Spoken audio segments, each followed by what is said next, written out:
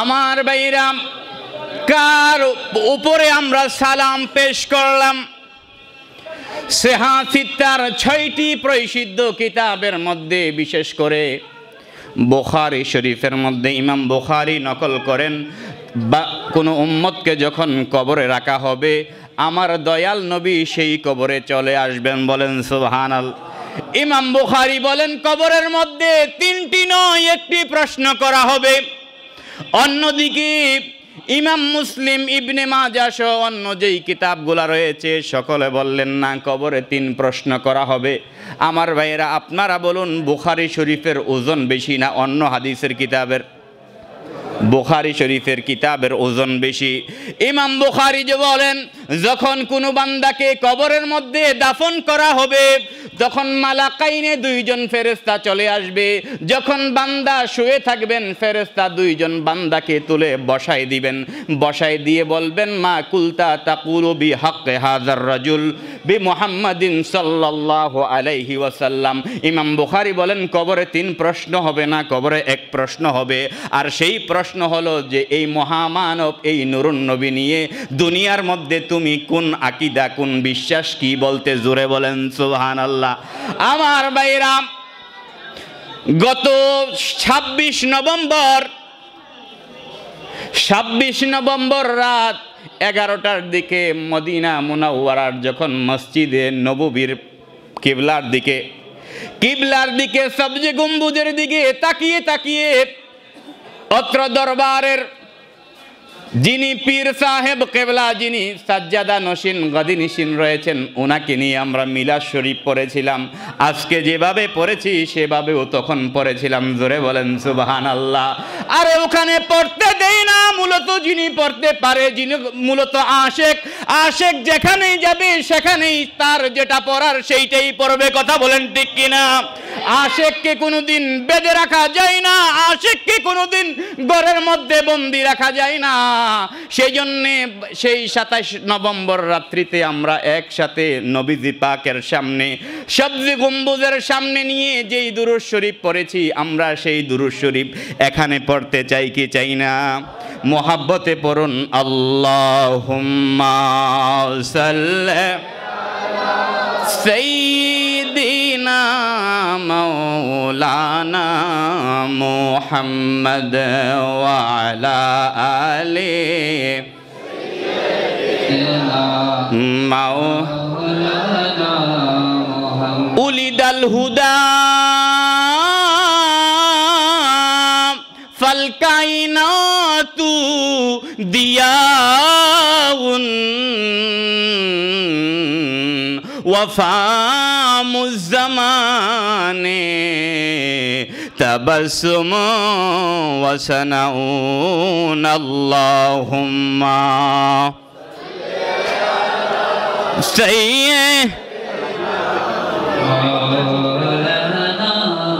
মুহাম্মদ ওয়া আলা আলি সাইয়্যিদিনা মাওলানা। আলহামদুলিল্লাহ ওয়া শুকরুলিল্লাহ ওয়া সালাতু ওয়া সালামু আলা রাসূলিল্লাহ। উপস্থিত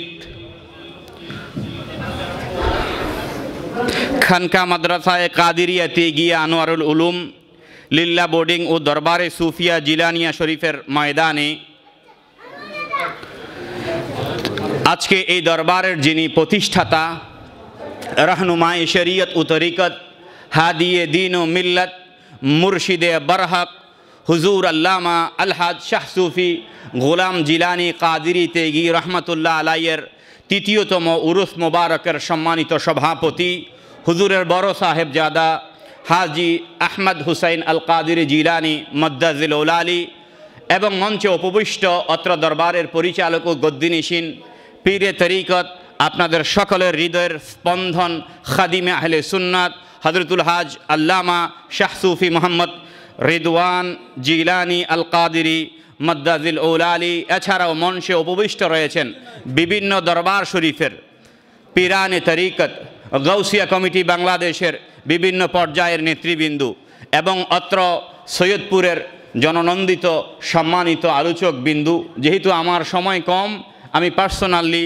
মেনশন করতে পারছি না, সেই জন্য দুঃখিত যে আল্লাহ পাক আমাদেরকে, আমি গুনাহগারকে মুসাফির হিসাবে, আপনাদেরকে মুকিম হিসাবে এই মাহফিলে আসার বসার তৌফিক সুযোগ প্রদান করেছেন। কৃপণতা ছেড়ে দিয়ে মুখ খুলে শুকরিয়া আদায় করে বলি আলহামদুলিল্লাহ। আর একটু মহাব্বতে বলি আলহামদুলিল্লাহ। আমরা যে আজকের এই মাহফিলে আসতে পেরেছি সেজন্য আমরা খুশি না বেজার? আর একটু জোরে বলেন, খুশি না বেজার? তো আমরা খুশির আওয়াজ কি জোরে দেব না আসতে দেব? আর একটু মহাব্বতে বলি আলহামদুলিল্লাহ। আমি আমার সংক্ষিপ্ত আলোচনার শুরুতে, উনি উমরা করেছেন, উনি হাজি না, আল্লাহ পাক হজ করার তৌফিক দান করুন, বলুন আমিন। আমাকেও তৌফিক দান করুন, বলুন আমিন। সম্মানিত হাজিরিন, আমরা একটু নারা দিতে চাই, নারা দিয়ে, কারণ ইন্নাহু লাকুম আদুউম মুবিন, শয়তান আমাদের সাথে আছে। কিন্তু আজকে যারা মাহফিলে এসেছেন তাদের বিল্ডিং আছে কি নাই? 4 তলা আছে কি নাই? 5 তলা আছে কি নাই? 6 তলা আছে কি নাই? যদি 6 তলা থাকে তো ঢাকার মধ্যে 7 তলা থাকবে না? 8 তলা থাকবে না? আমার ভাইরা, এই পৃথিবীর মধ্যে, যেই ওয়ার্ল্ডের মধ্যে আমরা বসবাস করছি, এই পৃথিবীর মধ্যে সবচাইতে, বাচ্চারা কোনো সাউন্ড করবে না, একটা সাউন্ড হবে না। এই পৃথিবীর মধ্যে সবচাইতে উঁচু তালা, সবচাইতে বড় বিল্ডিং, সেটা কোথায় আছে আমরা জানতে চাই কি চাই না? জোরে বলেন, জানতে চাই কি চাই না? এই বাংলাদেশের মধ্যে সবচাইতে উঁচু বিল্ডিং যেটা আছে সেটা হচ্ছে আপনার মতিঝিল বাংলা মোটর মোড় যেটা আছে, সেখানের মধ্যে আছে সিটি সেন্টার। সেই সিটি সেন্টার হচ্ছে 37 তলা। কয় তলা? 37, 36 তলা। সিটি সেন্টার থেকে আরেকটু ছোট যেটা সিটি ব্যাংক টাওয়ার, যেটা হচ্ছে 34 তলা। এটা থেকে আরেকটু ছোট হচ্ছে বাংলাদেশের ব্যাংক যেটা, অর্থাৎ 31 তলা। তার মানে হচ্ছে বাংলাদেশের সবচেয়ে বড় যেই বিল্ডিং সেটা হচ্ছে 37 তলা। কয় তলা? জোরে বলেন না, কয় তলা? 37 তলা বা 37 তলা। কয় তলা? 37 তলা। 30-এর উপরে কত? 30-এর উপরে কত? 7। তো এই বাংলাদেশের মধ্যে হচ্ছে এটার অবস্থান। এটা থেকে আর উঁচা বিল্ডিং নাই। আর এই পৃথিবীর মধ্যে সবচাইতে যেই উঁচা বিল্ডিং সেটা হচ্ছে দুবাইতে বুর্জ খলিফা, 163 তলা। জোরে বলেন মারহাবা। কত তলা? জোরে বলেন না, কত তলা? 163 তলা। এরপরে নিচে যেটা আছে সাংহাই টাওয়ার, যেটা চীনের মধ্যে 128 তলা। এর থেকে নিচে যেটা আছে মারদেকাটা, সেটা হচ্ছে 118 তলা। মালয়েশিয়াতে মারদেকা বিল্ডিং 118 তলা। আমি আপনাদেরকে জানতে চাই, এই দুনিয়াতে সবচেয়ে উঁচা যেটা বিল্ডিং এটা 163 তলা। এই যে 63 তলা, এটাকে হিসাবের বাহিরে না হিসাবের ভিতরে? কথা বলেন না, কথা বলেন। হিসাবের বাহিরে না ভিতরে? তারপরে বাংলাদেশে যেটা সিটি সেন্টার, যেটা 37 তলা, সেটা হিসাবের বাহিরে না ভিতরে? জোরে বলেন, বাহিরে না ভিতরে?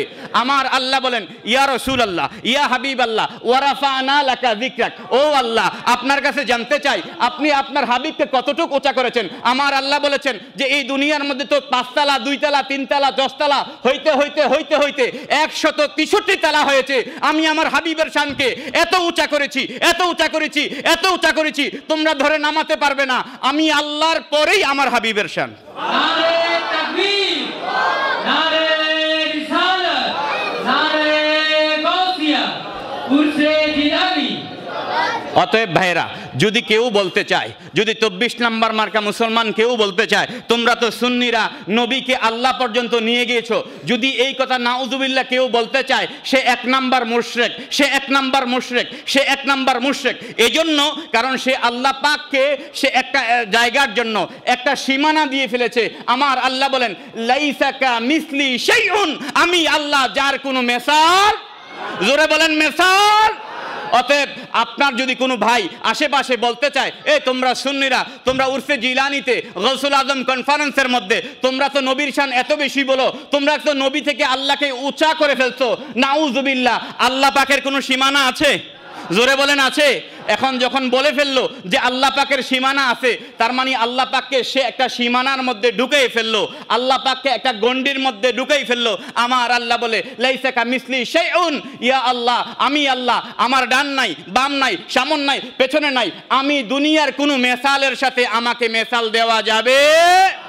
অতএব আমার আল্লাহ বললেন, ইয়া রাসূলুল্লাহ, ইয়া হাবিবাল্লাহ, ওয়া রাফা'না লাকা যিকরাক, আমি আপনার শানকে, আমি আপনার মানকে বুলন্দ করেছি। আল্লাহ কত তালা, কতটুকু উঁচা, আল্লাহকে আমি করেছি, আমি করেছি, আমি করেছি। তো আল্লাহ কত করেছেন, সেই আল্লাহ পাকের জবাবে আমরা যখন প্রশ্ন করতে থাকি, আমার আলা হযরত সেখান থেকে জবাব দিয়ে দিয়েছেন, আসমানো হি পর সব নবী রহ গয়ে, अर्शे आजम पे पहुंचा हमा,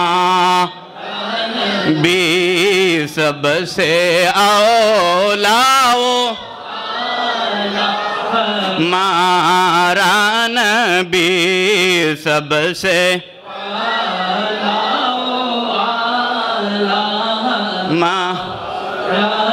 हजरत नबी मूसा তিনি আল্লাহর কাছে বললেন, আল্লাহ আমাকে দেখা দাও, আল্লাহ আমাকে দেখা দাও, আল্লাহ আমাকে দেখা দাও।